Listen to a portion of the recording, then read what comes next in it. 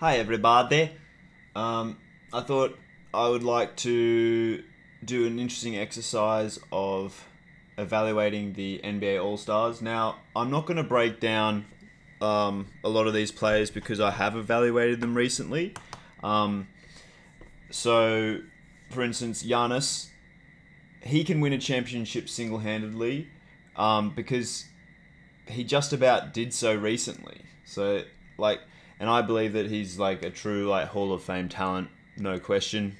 If he's on your team, you're probably going to win 50 games in a season, even with mediocre players around him. Like, he's that good, right? And I don't think anyone would really contend that. But if I've got an opinion of a player that I have evaluated recently that I can't be bothered watching tape on to try and prove my point. No, if an opinion is so contentious that people would just be in my chat saying, "How dare you?" Then I'll probably spend some time to try and justify. But essentially, we've got can win championships single-handedly, can win games single-handedly, decent contributor, just gets by at NBA level, and liability at NBA level. And that's where it's like I'm pretty much probably going to have to break down why I think that about a player on the spot, because that's a huge statement to make, because these guys, and forget everyone past Jalen Green, I'm just lazy and just using a tier list that someone else has made. I'm not sure why these guys are included. But essentially from Steph backwards were the NBA All-Stars based off of this list. And so we'll watch some tape today as well. So I think I've explained everything and we'll just see how we go. So Giannis, great player. Enough said. Anthony Davis, I think he's a decent contributor. He spends a lot of time injured because he's a bit of a gump, falls on the ground a fair bit, which I never like to see. But smooth offensive game, can protect the rim. Would anyone really argue with that? Can he win games single-handedly? I mean, he was on those Pelicans teams that didn't really make all that many waves, right? They might have... When he was the top dog, they got to the first round of the playoffs and got bounced. So it's just like, can he be that guy to propel you to championships? I mean, he does have a ring, but, LeBron is that guy, right? All right, Scottie Barnes. Let's review the film on him. All right. Well, funnily enough, I've got Raptors Pacers fired up here. So let's see how Scottie goes. Is he... Okay, he's here. That's the best resolution we can get. Okay, so he's number 4 here. Again, hate it that the NBA has chosen to mess with jersey coloring. The home team should be white. That's what it's been like historically. That's how you identify who's home. And this is all just an absolute jumble. It's horrendous. And, the All-Star game has been a joke for years, so they've got to clean that sort of stuff up. Anyway, here's number 4. He should be aware that his teammate is beat here. He should have stepped in, but instead he just lays off, watches the other team get a bucket.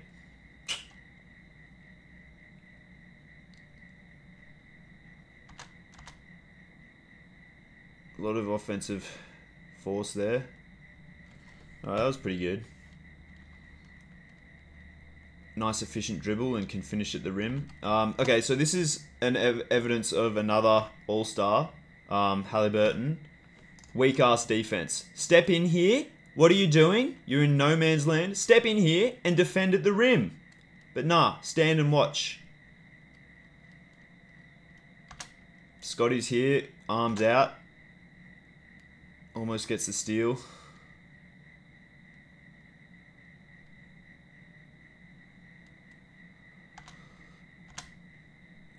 Good off-ball movement, generating some space for his teammates.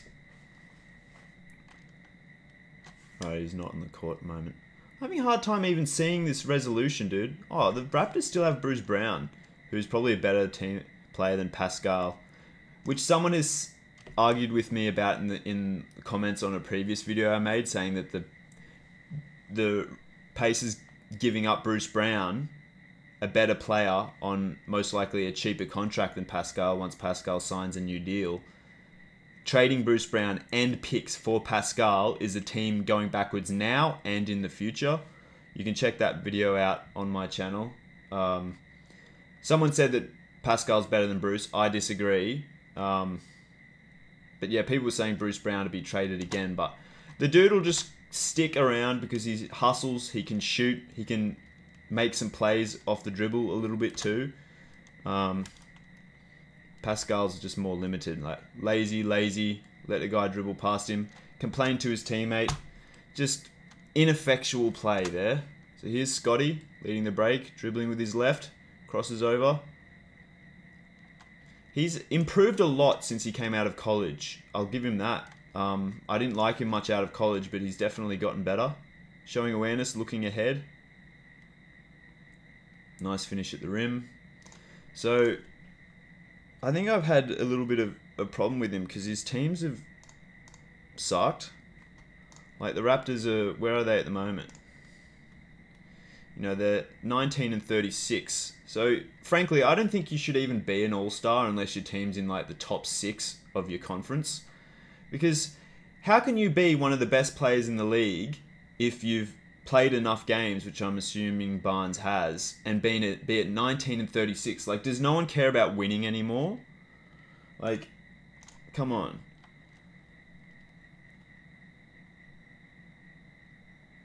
Helping out nicely there. Don't complain. Don't complain. Don't look for an easy way out. Trying to create something for his teammates there. Off the ball. I like it. Communicating defensively, telling a guy where he should be. Oh. Bruce can get up as well.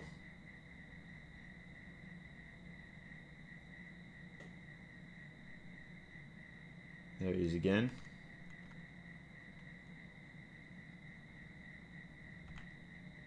So Scottie's spending... Oh no, here he is.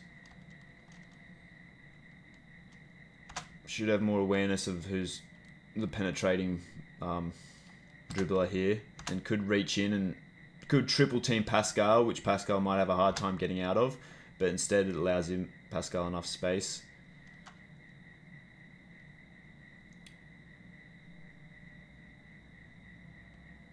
Wow, Jackson had a great game here, and I didn't like him all that much out of college either. Kind of limited offensive skill set, but that's some dominating Dwight Howard-esque shit right there. Damn. Scottie allows this entry pass, which I would have liked him to maybe seal it off a bit, and then doesn't... I'm confident I can defend guys like a foot taller than me, because I know that usually the 7-footer has to get the ball above his head before I can't reach it anymore. And so if you're savvy and you know where the pocket is for a guy to bring a ball up for a layup, you can usually swipe at it before then.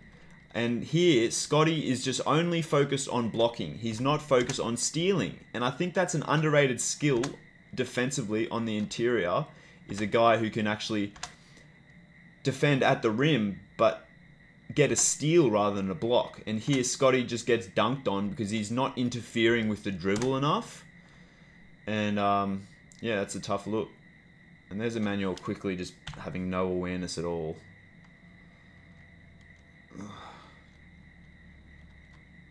So again, Scottie allowing that penetrating drive. He's not a really savvy team defender.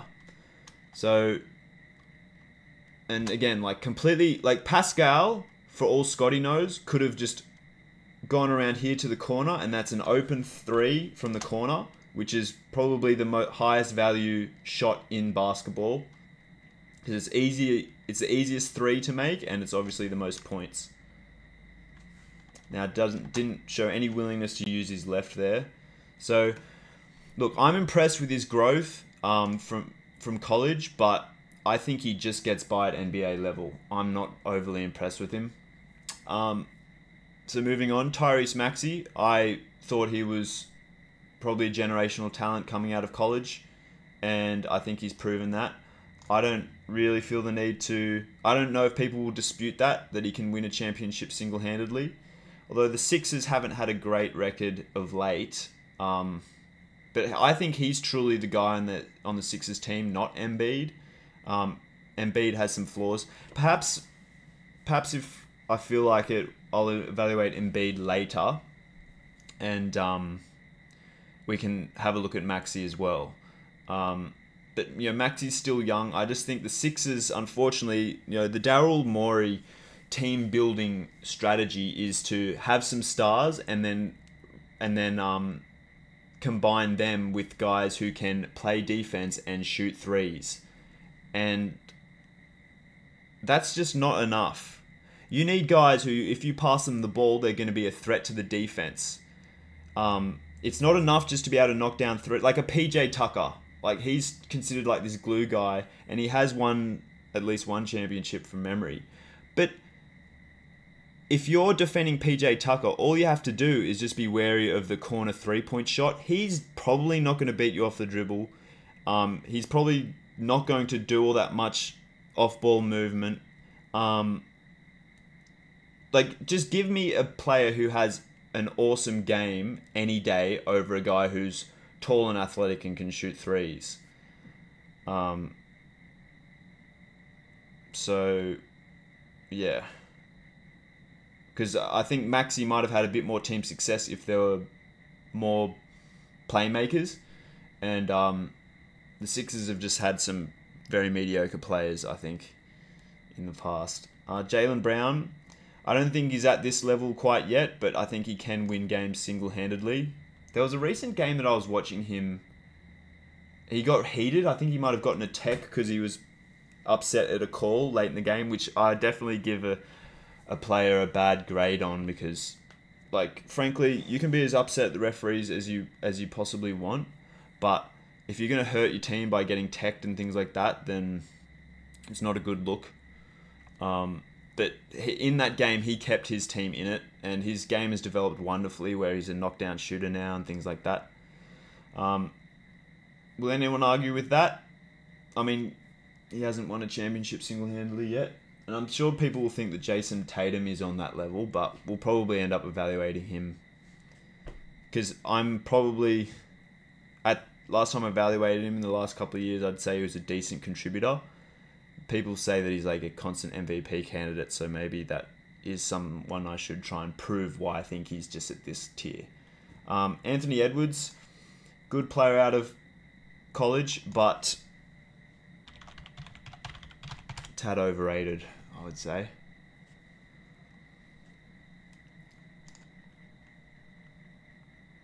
I think you can watch my evaluation of Shai Gilgeous-Alexander, because I did a specific breakdown on him because people talking about him being an MVP candidate, and granted he is on a winning team now, second, but my biggest gripe with players is often just they're lazy, and I think Shai's very lazy defensively. But anyway, let's watch this Anthony Edwards. So this is the top two teams in the West going at it. And again, why OKC in blue when they're the home team? It's disgusting. I don't think the NBA has a clue how to gauge brand recognition, because this is just absolutely incoherent and disorienting compared to what the league had established in the past. And I'm not for it. You might be able to sell more jerseys with all these different colorways, but just simple things like the home team being in white and the away team being non-white. Can there just be one thing in my life that is steady and a sure thing, and NBA uniform color scheme according to who's home and who's away?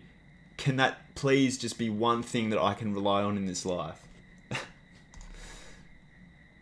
So here's Ant. Damn, he's really committed to like designed play, because he gets the ball and doesn't even evaluate what the defense is doing, just gets rid of it immediately, which to me, I think it just doesn't threaten the defense enough. Like, if this was a wide open three, I don't care what cute of a, like, play is drawn up. You should take that open three. And if you get chewed out by a coach for taking an open three, then that's just bad coaching. So oftentimes great players actually overcome coaching. So let's see if Ant can do it. Oh, get out of here. Okay, so just further evaluation of Shai. He's just like, you just want to give him like a shot of coffee or something. Like, push the pace. You've got the defense on their heels already. I want him to be about here at this point and attacking Gobert with his left hand, driving to the rim. That will either give him an open layup or collapse in the defense where he can kick it out for a three. But instead, he's just lazy, just dribbling right at his defender. Can't even dribble it properly with his left. Just, there's little details where he's just not savvy enough. And it often comes down to basketball IQ as well, right? Lazy, not having his hands out for a pass into the interior. It's just sloppy shit. So look, Ant's just watching, man, and Gobert might have needed to be bailed out there, and Ant's just watching.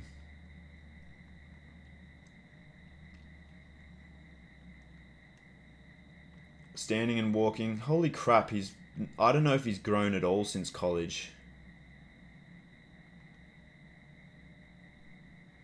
Holy crap, has he regressed? Oh my goodness, he might have regressed. Because when he came out of college, I think I would have paid him about like $10 to $15 million a year straight away. He was that good. But he is lazy, dude. Like, look at this, right? Doesn't step in to affect this drive at all. That is worrisome, man. He is lazy as. And the thing I like about Shai the most is that he's improved his left hand finishing a lot. So that makes him an impactful player. Okay, was that Edwards' fault? Like, just, he should have gotten... Gobert's telling him to find this guy, which Gobert should probably be more accountable to it as well. But Ant possibly was too lazy to even see that happening. Now, he's got a pretty smooth offensive game. Now, to me, this is highly inefficient. Like, a good defender would definitely have, affected this by now. Like, Luka does this a lot as well, sealing off a guy who's gotten past. But all it takes is a smart defender here to step up and mess with that. This guy stepping through, and then it essentially, what this does is allow a defense to set properly. Ant gets away with it here, but that's just probably poor team defense from Lou Dort here, I'd say. And Jalen Williams not sinking low enough. It's always just priority is to prevent layups. And bad players don't understand that. Where's Ant now? Well, Kyle's improved his left hand finishing, which just shows that a player's willing to grow, because we can all be decent enough with our dominant hand, but are you humble enough to say, alright, I'm going to cope with being really shit with my offhand, and in order to be a better player, I'm going to deal with feeling like crap because I'm not making buckets easily with my offhand. And for the record, I made 10 left-handed free throws in a row, and then 2 with my right hand because I am right-handed. So I know what I'm talking about when it comes to practicing with both hands, and the best players are hard to guard because they finish at the rim with right and left, and they can dribble past you with right and left. It opens up so much more game, you know? So here's Ant. So, okay, gets a bit low. That's good. He's playing that help defense a bit better. What happened here? He probably could have seen that there was going to be an outlet pass a bit sooner. So he's just a bit late. And then that closeout was a bit ineffective.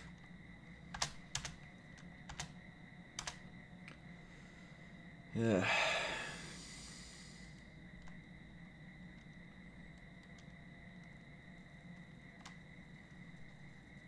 Could have helped out on that too. Essentially, his help defense is pretty bad.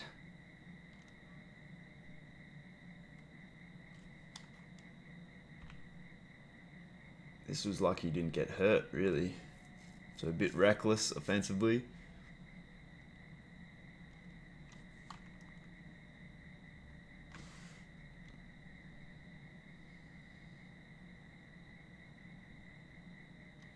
Alright, I've had enough.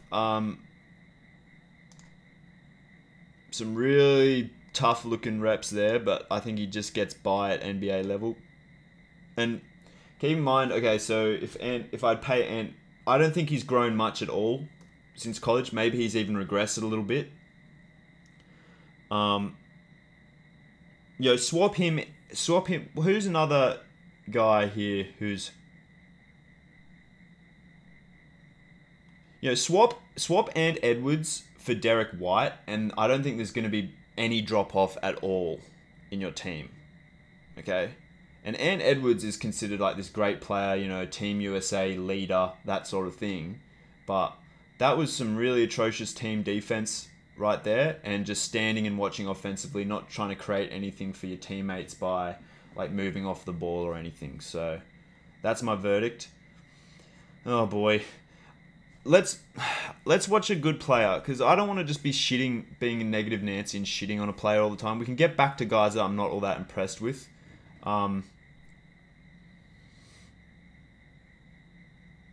What's a controversial take?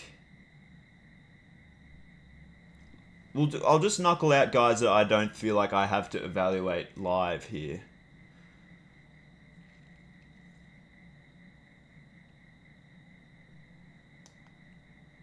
Okay, him and Chris Paul led that Suns team to nearly win a championship. Without him, I think the Suns are just a 6th seed or something in the West.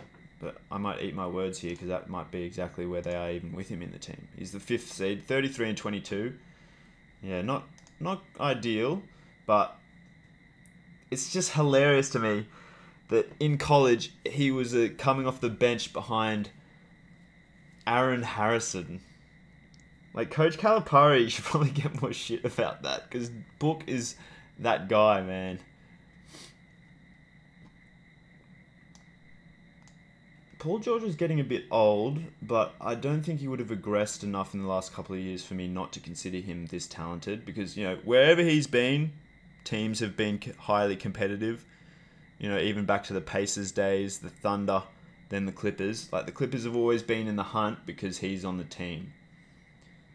Alright, this guy clearly can win championship single-handedly.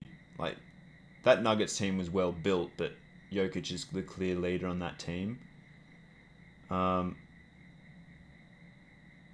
think Donovan keeps any team he's on in the hunt. I don't think anyone will contend with that, will they? Karl Anthony Towns, decent contributor. Embiid, no, I'll have to justify that.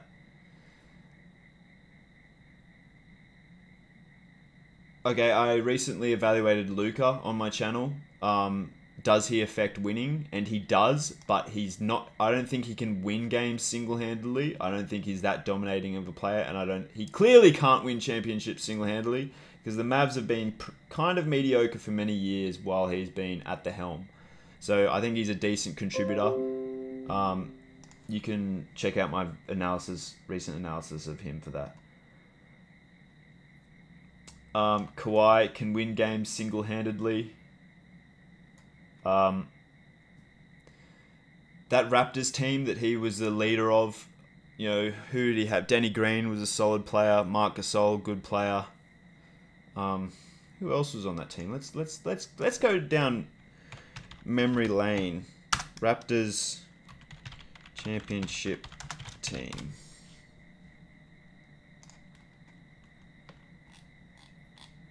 Has it got the players?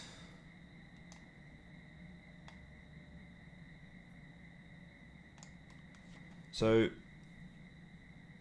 wow. Kawhi really did carry them, I think, because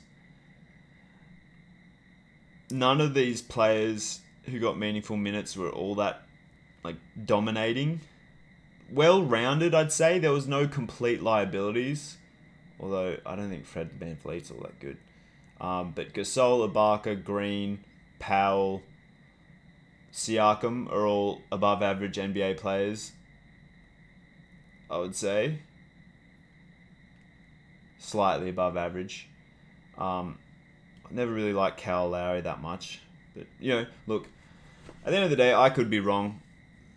The best evidence of that is that I wasn't impressed with Jalen Smith out of college. And then I reevaluated him from his NBA tape recently, and he's probably the best player in the world, I think. Jalen Smith of the Indiana Pacers. Put out a couple of highlight packages of him.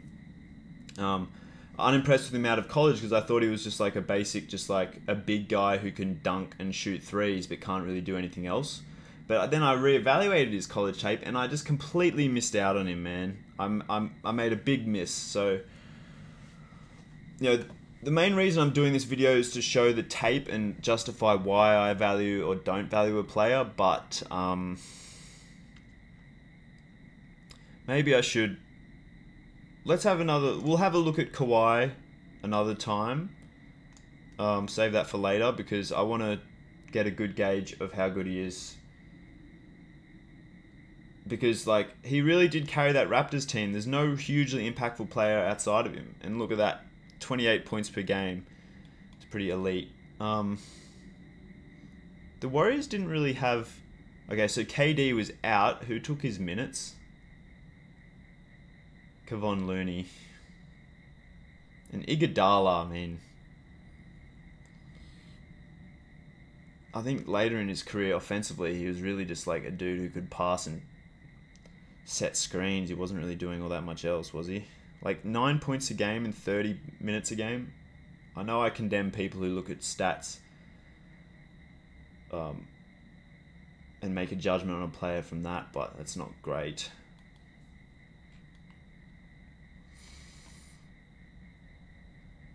Yeah, I think this Raptors team was death by 1,000 cuts. So I haven't got time to prove that Kawhi's not a guy who can win championships single-handedly, but, on this Clippers team, he's been injured a lot, which, again, impacts a player's impact if you're just not even available, and part of that is possibly because he's too willing to land, just not be smart with his body, charging in to try and dunk on a guy when he could have just had a more finesse finish, that sort of thing. Steph can win games single-handedly, but I think Clay is truly the guy who can win championships single-handedly. I think Clay is a more well-rounded player as far as defensive impact, more efficient offensively as far as getting open with 1 or 2 dribbles rather than Steph's fancy stuff. Clay moves off the ball better, better rebounder. Steph's gotten, Steph's a superstar and he's a smaller player than Clay, so that helps. But I think Clay's the real deal. Steph, great player, deserves to be in the Hall of Fame, the way that he's revolutionized the game with his ridiculous shooting, but I just don't think he's actually on Clay's level, in my opinion. Now, all these other guys just weren't all-stars, I believe. Alright, who do I feel like evaluating next? Because I really don't want to just be negative about dudes all the time. Alright, I evaluated KD recently, so we can throw him in here. I essentially said he's nowhere near deserving of greatest of all time player status, because just like we watched with Ant Edwards, it's just lazy, just not understanding team concepts, not helping out defensively, and just standing and watching offensively too much. Just not being busy enough. Now, he has the offensive skill set to, give you 20, 25 points a game, no question. Can defend the rim and rebound well, but whenever he's had great team success, he's often had a lot of help. Early in his career, James Harden, Serge Ibaka, Russell Westbrook. He got to the finals And then obviously KD got his ring with the Warriors. So I'll leave him there. Have I evaluated Halliburton on my channel? I've been quite critical of him. My biggest... not a savvy defender, I don't think. And the people really do overlook the whole defense aspect of being a valuable player. And look, let's face it, maybe NBA All-Stars are considered All-Stars not even because of how impactful of a player they are. Maybe it's just purely based on how many points are they averaging, right? And in this stats-dominated world where it's easy to sit on your couch and just quantitatively evaluate something, it's a qualitative analysis that takes more effort, I would say, where it's like actually studying how does this player play on a night-to-night basis. What does he do in certain situations to make an impact? I think Halliburton has a lot to improve. Make some fancy passes that, frankly, are very risky. Probably in the Luka Doncic basket there where he leaves his feet to pass, and a savvy defender. If you see a player leave his feet to pass, then you know he's going to pass. And so you can figure out where the pass is going and potentially intercept it. So I'm going to have just gets by at NBA level. If anyone's got a problem with that, I can make a video evaluating Halliburton. I've been going for half an hour. Who do I want to evaluate? Like, because I need an update on him. I think Banchero. I want to prove that Brunson is just kind of a me-first point guard. I've called Trae Young a narcissist on my channel because he's the kind of guy to get a turnover and rather than hustle back to defend the fast break, he'll just complain to the referees. So there you go. I don't care if you put up great points and assist numbers. Most NBA players could do that with the amount of opportunities that Trae Young gets. Jacking up threes, irresponsible threes, lackadaisical defense. I really think he has been the beneficiary of a lot of special treatment, and you know, his team, he should be the top guy at 24 and 31. I think John Collins has been the true impact player on the Hawks, and now that he's on the Jazz, they're 26 and 30, which isn't such a bad record as the Hawks, right? So, yeah, I'm not going to spend my time evaluating Trae for you guys. Just watch my narcissist video. You'll see how lackadaisical he is. You really think Trae is going to be a top guy on a championship winning team, locking down guys defensively? It's just not going to happen. And now the Hawks are, I think, considering trading him, which they should, because he's probably worth less than $10 million a year, not the $40 million that he's actually on. Would I be interested in evaluating LeBron to see if he's regressed? Because, you know, clearly he's up here based on his resume and his talent. Is he so old that he's actually probably bumped down to this tier at this point of his career? Maybe. It would be irresponsible for me to put Randle here without giving him a fair shake evaluating him, so I'll put him here. Damian Lillard. Look, he's been the top guy on the Blazers for a long time, or he had been, and they really weren't getting anywhere. I think his career success has a lot to do with the same kind of problem that we have with the Trae Young phenomena, where it's like you're a point guard, you can shoot well, so therefore they're shooting a lot, and therefore they're getting a lot of points, but are you contributing to team success? And I don't think he's a very good defender. Doesn't move off the ball enough.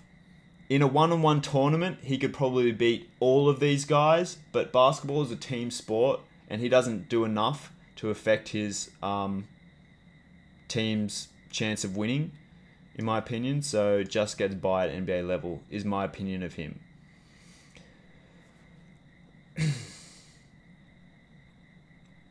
Okay. I should really evaluate Embiid live because he's in the All-Star, in the MVP, well, he was in the MVP conversation before he basically bitched out playing against the other MVP candidate in Nikola Jokic. That's a bad look. You know what? I don't think people really argue with that. He's a decent contributor, but as far as propelling his team to victories consistently, I don't think he's there. And okay, so have I got enough energy now to evaluate all these guys? Let's give it a go. Let's give it a go. But brace yourself because I'm about to get nasty. Okay.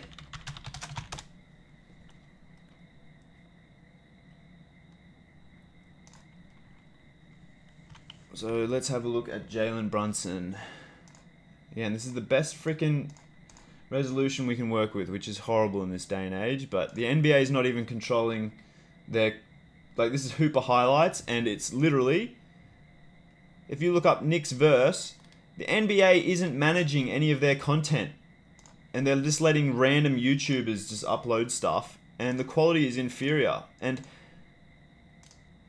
You gotta look up freaking Motion Station to get any NBA endorsed content, essentially.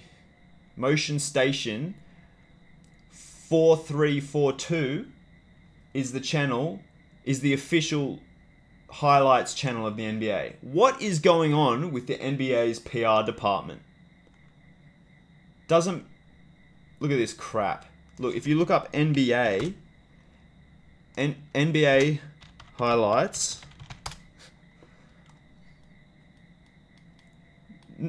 This video is uploaded by NBA, but a whole bunch of other stuff is just random YouTubers. It's just like, talk about not having control of your brand. And frankly, I think all it would take is like a competing American Basketball League for the NBA's stock to go down by 50%, say.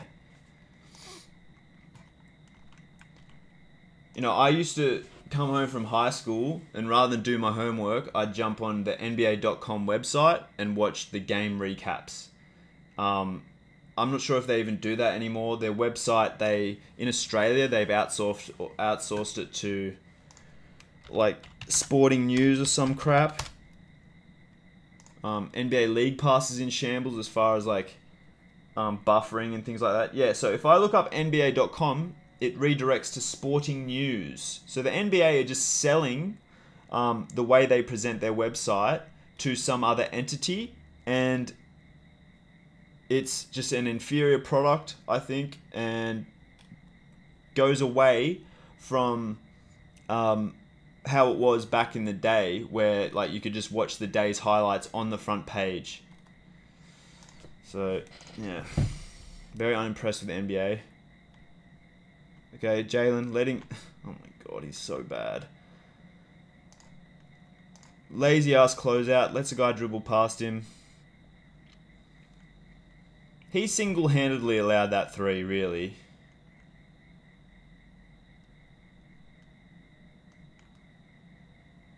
Miles Turner should be in the All-Star game. He's an absolute monster.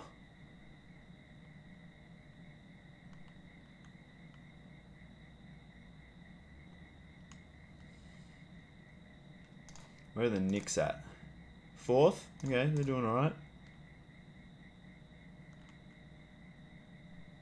Some crafty dribbling. Let's see if he can do it with his right hand. Could have potentially stripped this down low if he was interested in guarding a center. But unfortunately, there's a lot of guys who are like, I'm a point guard, I don't defend down low. And that's some weak shit, I reckon.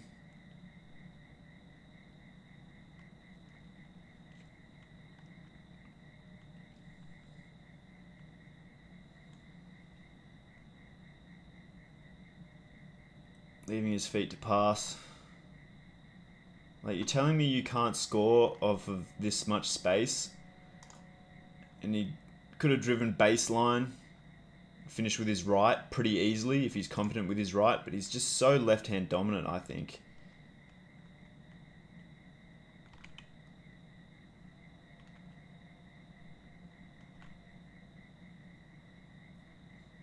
I really don't like players who try and draw charges because it's dangerous play for everyone involved, and it often doesn't even work, and it just turns into a blocking foul.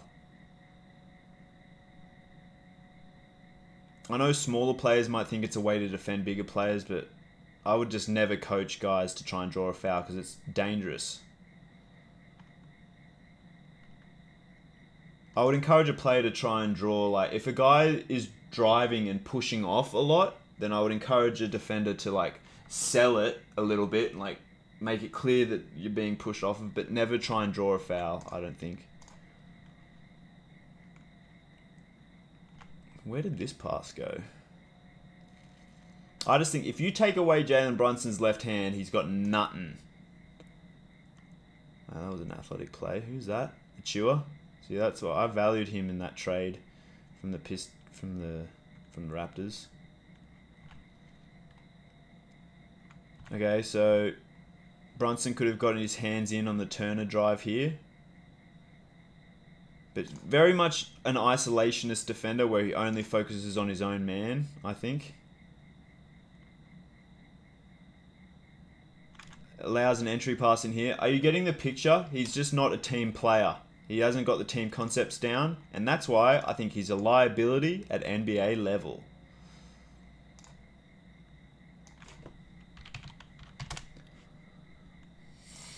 Banchero time. It's kind of a surprise Wemby is in the All-Star game. Like, who wouldn't want to watch this freak of nature play? And he has the fundamentals to be a dominating player as well. It's just the Spurs have been just so bad at surrounding him with anyone.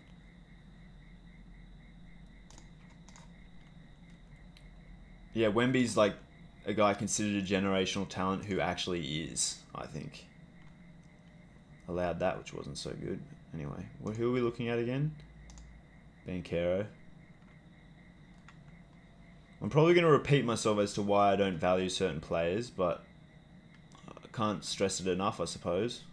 Decent left-handed pass there.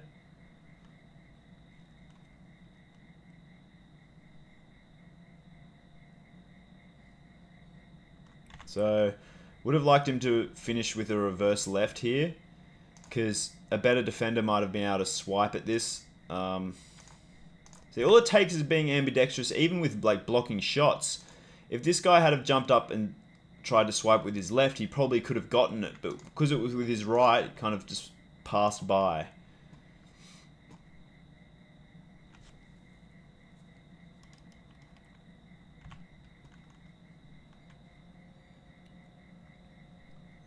Just leaving his feet, nearly fouled the shooter there. It's just poor fundamentals. Allowing a defender to get inside him when he should be boxing out. I've had enough. Yuck. But I think they're really well coached because I don't really like all that many of their players and they're still kind of in the playoff hunt. Julius Randle. Oh god. Another lefty that... You know, maybe that's a good strategy. Just be born lefty and then, like, defenders are so used to defending against right-handed players that you'll have a natural advantage. Alright. Where's the thumbnail with Julius Randle?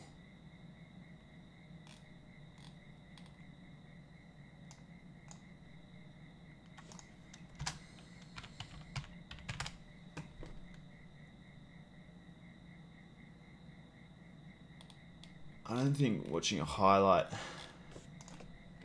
Julius.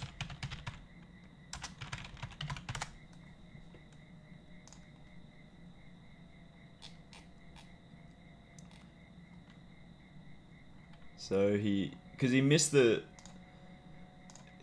All-Star game, so I thought he might have been injured. But He played 32 minutes in this Heat game, I think. So, is that him there?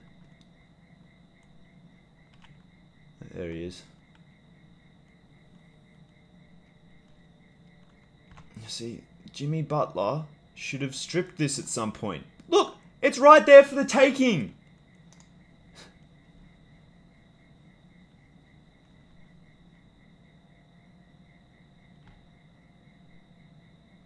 Okay, he wasn't defending the rim at all there, not boxing out. Walking up the court.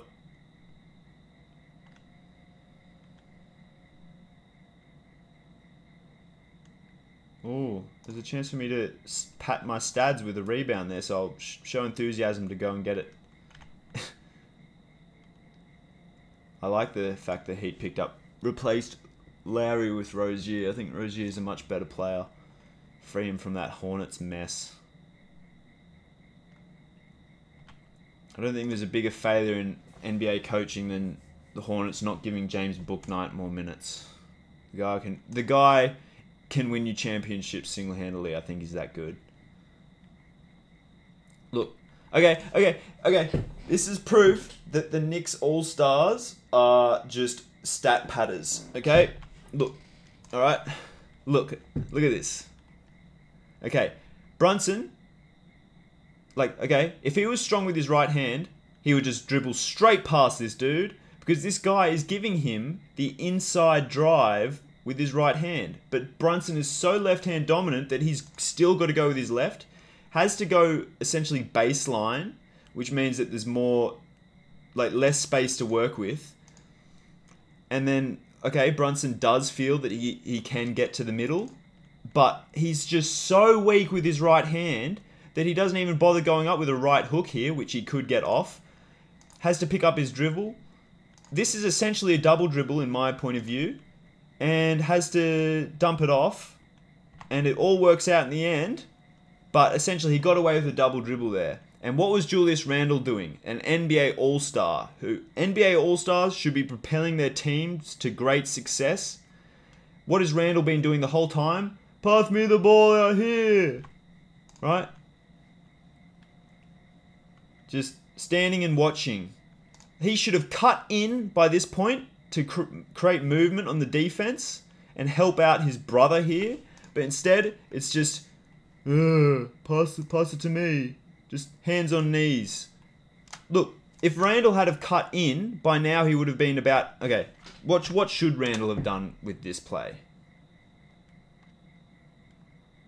Also, nothing would shit me more than a guy who demands the ball like this. I honestly think you should, if you're a team player, you shouldn't just, even if you're the point guard, you shouldn't automatically think that you're going to get the ball. I think you should probably move off the ball and then allow another teammate to take the inbound. Because if the opposition knows that you're always going to want the inbound, then they can just shut it down every time, and then your team is suddenly in disarray because they've got to find someone else to inbound to. So that's poor fundamentals there. I just think he's got to be more of a team player. So Randle, seeing that his teammate needs a... Okay, all right. Let's see. Maybe I'm being an asshole here. But he should, okay, it's clear that this is where the space is, okay? Because right now, this defender is closing off their outlet pass, okay? So Randle needs to move off ball to create a little bit of space for himself for an open three. But instead, he just stands there, and it all works out, but yeah, just no. I don't know if I can be bothered doing any more. Tatum, decent contributor. LeBron. Okay, no, I really do want to watch LeBron. Let's see if he's regressed at all, or he's still that dude.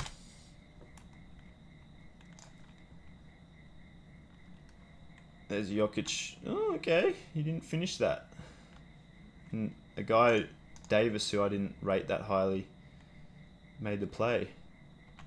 There's Reeves. Just use your left. This is a classic example. If you go up with your left, there's a higher chance of finishing at the rim or getting fouled. Instead, he exposes the ball, and Aaron Gordon's good enough to swat it away. LeBron's just a smart player, like one of the greatest athletes ever, but look at this. He knows where his guy is, gets the simple pass off. He's walking a bit here, could help out on the defensive rebound.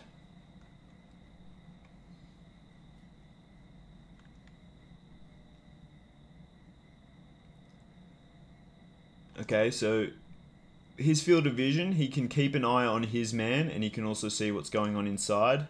But doesn't help out here. That's showing some lazy tendencies, I'd say.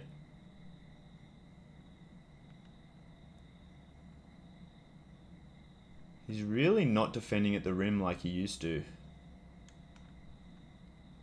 And he's not getting back on defense after the shot. Okay, what's going on here? So that's Hachimura not...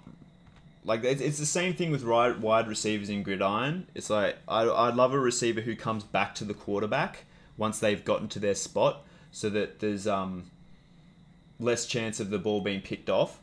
So what Hachimura should have done in running this break... Where is it? Where is it? Hachimura needs to catch the ball here. But instead, he just keeps running the same lane, and Murray's smart enough to pick it off. Right? There's little details of smart basketball players that makes them high value, and I'm trying to spread the gospel of that. Where's LeBron at?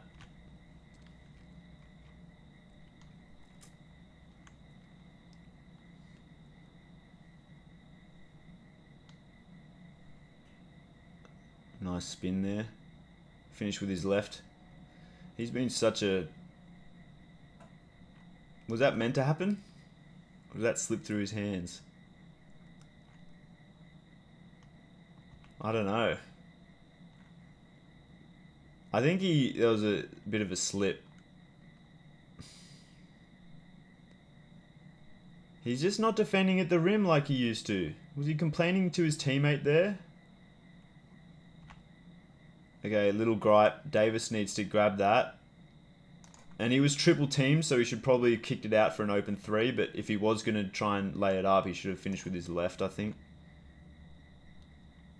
Now, people, this is uploaded 6 hours ago, so I'm assuming the game happened recently. So they're probably going to say LeBron's tired after the All-Star break, maybe. But maybe you could say the opposite. There's Porter Jr.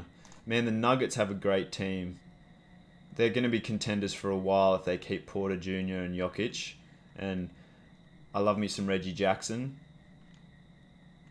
Is he getting some minutes? Yeah, he's playing a lot, and the Nuggets are going to benefit a lot from that because he's an outstanding player.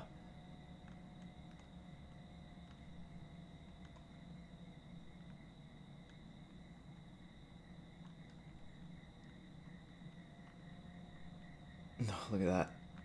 Man.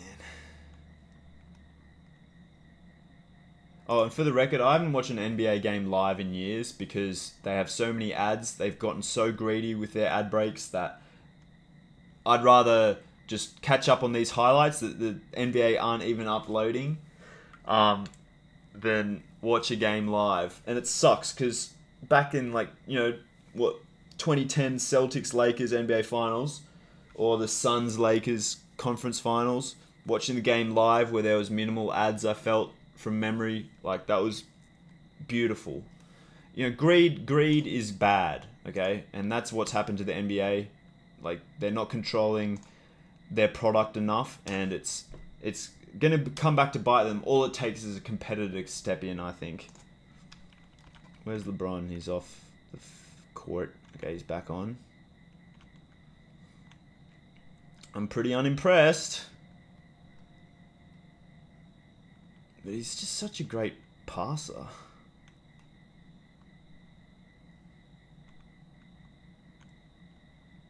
But he's just not... He should have pushed Porter Jr. out of the paint by now. So I'm going to have a hot take and say LeBron is only a decent contributor at this point in his career.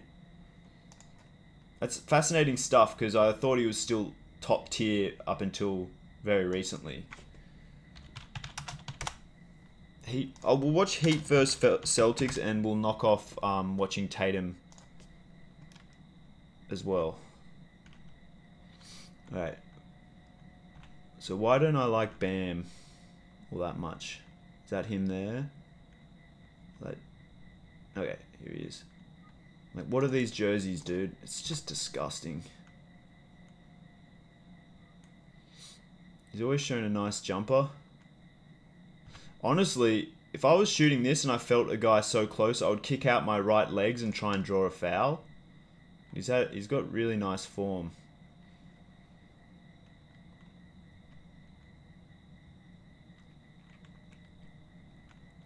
Where is he? He's out here. Has no concept of boxing out here. He could just body Tatum, get him out of the way, and then maybe his teammate can grab a rebound, but instead he allows it. And he should be way down here, I think. And then, but with enough space to cover the perimeter player. He's just got absolutely no idea defensively. And isn't he like a defensive player of the year candidate every year? Like, he just allows this drive right behind him.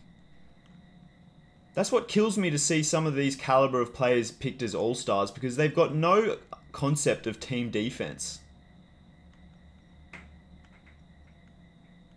Ooh, nice. Oh, he's so bad. Leaving his feet on this closeout. Because all it takes is a little pump fake and he's just flying past. But Porzingis is such a good shooter that he still gets it off, so... yeah, no question. Liability. All of these guys are liabilities, not because they don't have, like, offensive talent, but because they don't understand the team concepts. You really think that they're going to set solid screens for their guys, particularly off ball, where the people might not even notice what they're doing? Are they going to help out their teammate who's been beaten off the dribble? No!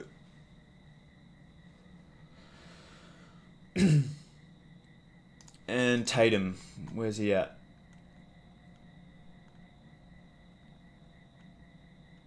No box out effort there. Standing and watching.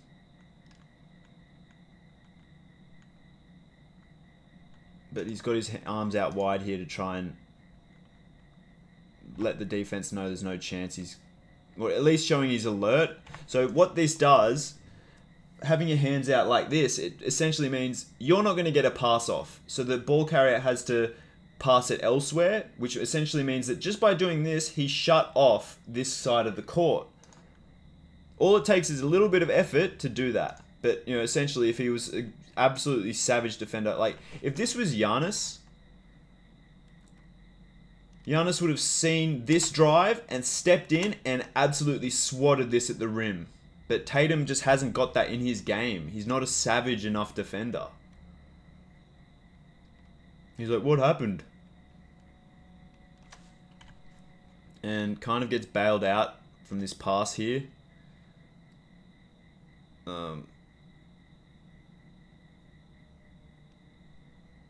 that's evidence of a hyper-aggressive closeout that backfires. So is that Bam just being lazy? Like, he's got a mismatch on Tatum here, and he's not fighting for the offensive rebound at all. Adebayo is an awful player for NBA standard. And he's an NBA All-Star. What does that say about the whole award system, man?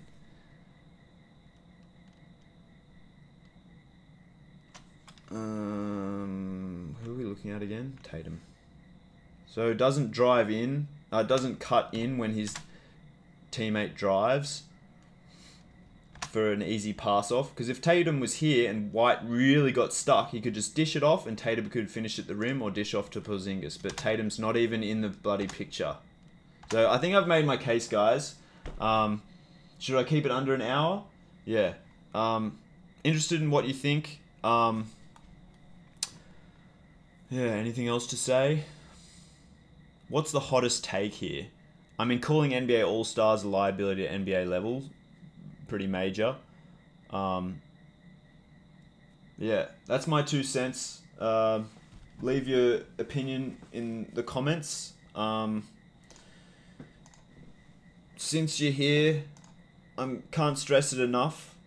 You should really check out my website. Look, $2.50 or $3.50, is that really going to break the bank? And you're going to get some content that I've put potentially a dozen hours into for a single video, let alone all the time I've taken to evaluate players. Like Nasir Little should be getting 30 minutes a game on an NBA team because he's one of the best players from the 2019 NBA draft class. And unfortunately, and I back it up with video evidence as to why he's so good in this video. It's going to be some hot takes. You can see me get punched in the face, okay? I had a boxing match, having like sparred like twice in my whole life. I had a boxing match. See how that goes down. You know, it only goes for 2 minutes and 38, so you might be able to guess. Mostly NFL stuff because there's far more content for the NFL because there's more players, so more work to be done to identify underrated talent, but then more opportunities for content generation. Why I don't think Jimmy Butler's all that great of a player. And I don't actually have any basketball talent in this second tier. So essentially, you're looking at $2.50 to watch a couple of these basketball videos and a boxing match if you're not into the NFL. And then some free stuff on my site as well. My basketball player resume where I show that I love Tyrese Maxey coming out of the draft, and he's proven to be an absolutely dominant player. So that's great for my CV. Or $3.50. So we'll get you. Yeah. So here's the tiers essentially, or you pay. Oh yeah, it's only $3 a month to get access to videos across my entire website. And you get a email every 10 days on different things that I've uploaded to my channel. And if I don't think I've generated enough value for you, I might give some film reviews, pardon me, as well. Other videos that you would get access to include a short film I made, which is essentially to build a refuge. Like, you know, in this day and age where property is seen as an asset rather than a human right, some people have to do some extraordinary things to try and have a good quality of life and live somewhere peaceful without stress. And so that's what this short film is about. Yeah, so check it out, and I hope you're all doing well.